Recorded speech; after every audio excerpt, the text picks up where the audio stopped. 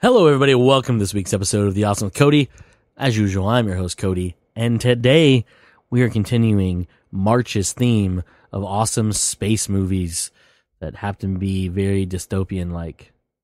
Anyhow, today we're talking about Ad Astra from the year 2019. It is the most recent movie on this year list. For those of you who don't know, this movie stars Brad Pitt, Tommy Lee Jones, Ruth Negga, Liv Tyler, sort of. She's in it a little bit, and Donald Sutherland. Directed by a gentleman named James Gray, who has done a few movies that some people may know. His most popular one, or most recent one before this one, was Lost City of Z. His most popular movie, I would probably have to say, is We Own the Night with Joaquin Phoenix and Mark Wahlberg. I think that's probably his biggest movie to date. Yeah, I would say so. Which actually I like quite a bit. I like that movie a lot. But anyways, that's James. You know Brad Pitt. Brad Pitt. He's in a lot of stuff. Ocean's 11 movies, the first three. Mr. and Mrs. Smith. Unfortunately, World War Z. Once Upon a Time in Hollywood. I mean, you know, he's been in a lot of stuff. It's Brad Pitt. You know who Brad Pitt is? Tommy Lee Jones. You should know who Tommy Lee Jones is, too. Fugitive 1 and 2. The second one's actually called U.S. Marshals, but you get it. But yeah, I mean, he's been in so many things. He played Two-Face in the Batman movie. He played the crazy guy in Under Siege. You know, Agent K, right? Men in Black. You know, Tommy Lee Jones. He was the guy in that cheerleader movie. Anyways, Ruth Negga, you might not know as much unless you watch Preacher on AMC, because she was in that television program. She was also in World War Z. Not a big role. She was a WHO doctor, World Health Organization doctor. She was in Warcraft, which I spoke a little bit of when I was talking about Moon, because Duncan Jones directed that, which one day I'll talk about because I actually enjoy that movie quite a bit. Most notable movie. Well, technically, she was in 12 Years a Slave, but she was in a deleted scene, so probably didn't really see it unless you watched the special features. I'd say World War Z or Ad Astra would be her biggest thing. Television-wise, she was in a few episodes of Agents of S.H.I.E.L.D. Like I said, she played Tulip O'Hare in Preacher. She was in a show called Misfits, but like not a main role. Love Hate, which is a British, I guess it's Irish. It's a drama. I don't know. I've never actually seen it. Yeah, that's about it for Ruth Negga. And then Liv Tyler. I mean, you know, Steven Tyler's daughter. I don't know what else to say about Liv Tyler. Yeah. That's pretty much it. I mean, she's been in a lot of stuff. She was in Leftovers, which I talked about before on this here program. Armageddon, obviously. The Lord of the Rings movies. But Arwen.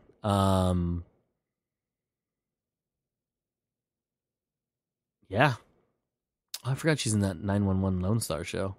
Saw a picture of her the other day. I was like, oh, is she in that show? That's cool. But she was in Leftovers on HBO, which I loved, and I've talked about on this here program, like I said. Yeah. Oh, her best performance, though, by far, besides Leftovers, is Empire Records. And then you got Donald Sutherland. Donald Sutherland is a gem of a human being, from what I've heard. Movie-wise, he's done a lot of things, so much so that I have to go to a different page to look at them all. I'm not going to go through all of them. He was in Backdraft 2. What the fuck? Really? Jesus Christ. They got some fucking star power for that movie, apparently. We talked about that on the main podcast, too, if you guys haven't heard that. All the fucking weird DVD, direct-to-digital sequels that Netflix has on there, all made by this one big company. He was in the Hunger Games movies. He played, like, the president or something. There's Cornelius Snow. That's a dope name, Cornelius Snow. I mean,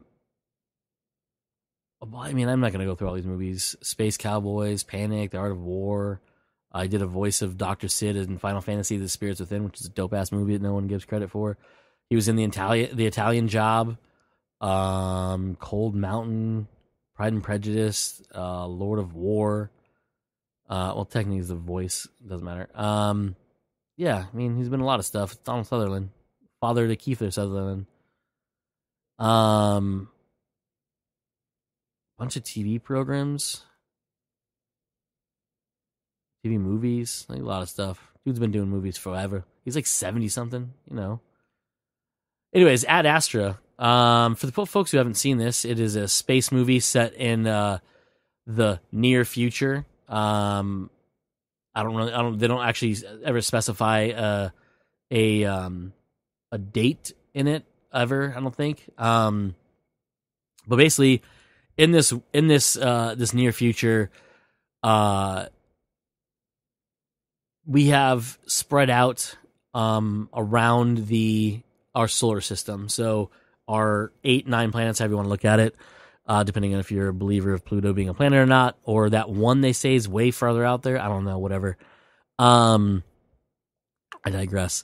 Anyhow, in this one day, Roy McBride, played by Brad Pitt, is nearly killed during an accident caused by a surge from this mysterious power source way out in outside of Uranus. It's on Europa or near Europa, I believe they said, which is a moon of Uranus. I think they even said me in here, but I don't remember.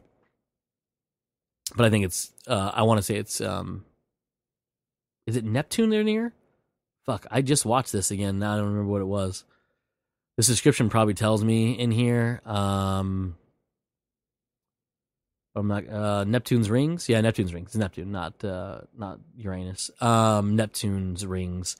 Anyhow, so Brad Pitt nearly dies. They find out that this mysterious power surge that keeps fluctuating is destroying stuff on Earth, as well as causing other problems with electronics and stuff that humans use to live outside of our planet. Things like on the moon, which I'll get to in a minute, is a very funny kind of look at our society, but also a habitat on Mars, which is pretty cool, but also very terrifying in its way, the way it's depicted in this movie. But anyways, so he's then tasked to, they think that it's based on a thing called the Lima Project, which is the project his father spearheaded 29 years ago when he disappeared. And that basically whole thing was basically to search the limits of our solar system for intelligent life. And didn't go so well. Nobody heard back from him. They suspected everyone was dead. They hadn't heard back from him in 16 years, right? I think it said in here. Yeah, so I can't remember where it's in there. I should have made notes, but I usually don't, so whatever. And then Roy is tasked, like I said, to go after this, thinking he can go there, figure out what's going on, and it turns out that they need him to persuade his father to turn off the machine, because they say they don't know what's going on, but they actually do, and they're going to use him to try to get his dad to turn off the machine, which is then causing the power surges to hit Earth and be bad. So in his adventure, it's a very desolate and lonely trip he takes. He is he's doing it in the secret. Nobody wants, well, the government doesn't want anybody to know that what's going on. So in secret, they ship him out. He then takes, he goes to the moon where moon pirates attack him on transport to a launch pad away from everybody else that he is being secreted away on. And during this, Donald Sutherland suffers a heart attack and he passes away. He was supposed to be there to essentially safeguard Brad Pitt's character from telling anybody what's going on. And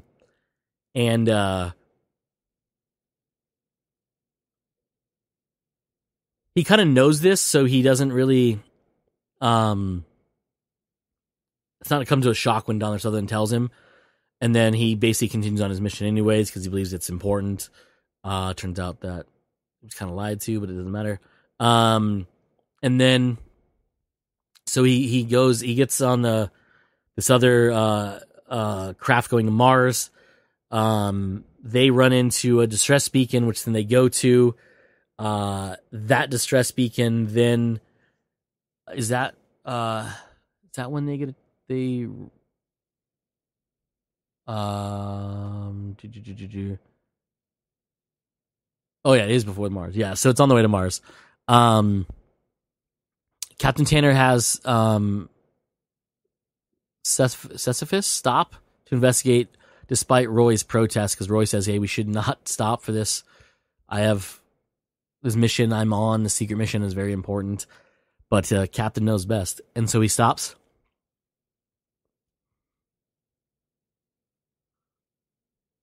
Roy and Tanner then make their way to the station where the beacon's coming from. It appears abandoned. After the two split up, Roy soon discovers an escaped baboon test subject feeding on Tanner, the guy from the captain from the ship.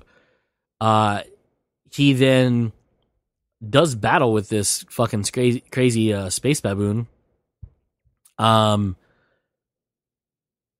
He manages to kill it, and then along with another escaped baboon that attacks him shortly thereafter. Despite Roy's attempts to save him, Tanner dies from his injuries because he's got his face like partially eaten, which is bad. And he taped it up, but I don't know if duct tape really works in space. But also he was exposed a little bit and his face got chewed on, so like that's bad. So then they then continue on to Mars. He has to take psychological evaluations before, so they can trust that he's fit for space travel. Because right after this, he's gonna go through some fucking shit that would test anybody. And then when he's on Mars, another surge hits right after they land, requiring manually piloting to complete the landing, which is pretty cool. It's a pretty cool sequence. The acting captain freezes, and so Roy has to take over. Blah, blah, blah. Anyways, he gets there. He finds out the truth that they know his father's alive, or highly suspect it, and they want to send him a message. So they have him broadcast these messages, and nothing's working. So then he breaks down emotionally on a recording, and then it gets a reaction. So then he convinces them, or tries to convince them to let him go. And so he secretly then makes his way to the shuttle and then takes off without basically anybody knowing, headed towards Neptune's rings. During this, he, where is it? Saw the description here in a second. He secrets his way into the shuttle, sneaks aboard. Oh,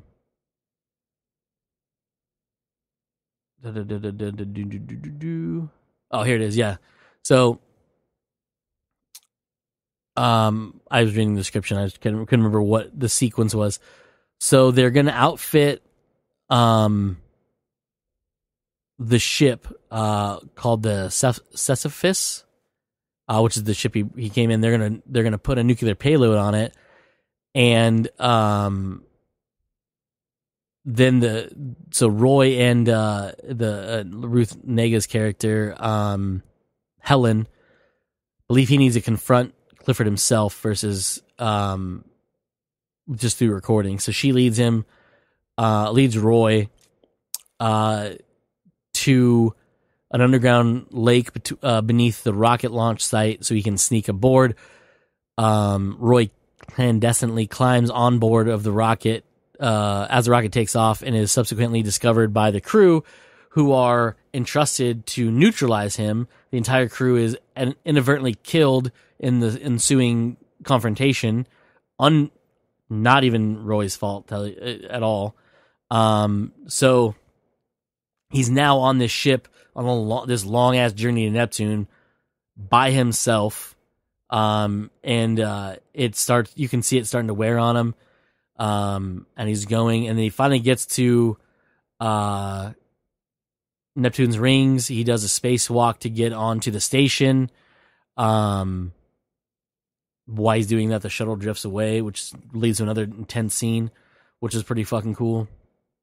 He finds his dad, finds out that his dad went fucking ape shit crazy because everything he believed in essentially was not true. He never, of all the time they're out there, he never once found any contact of intelligent extraterrestrial life, and just fucking, he lost his shit. And he basically admits to Roy that he never really cared about him and his family and no longer considers Earth his home. Batshit fucking crazy. Just Looney Tunes crazy. Then,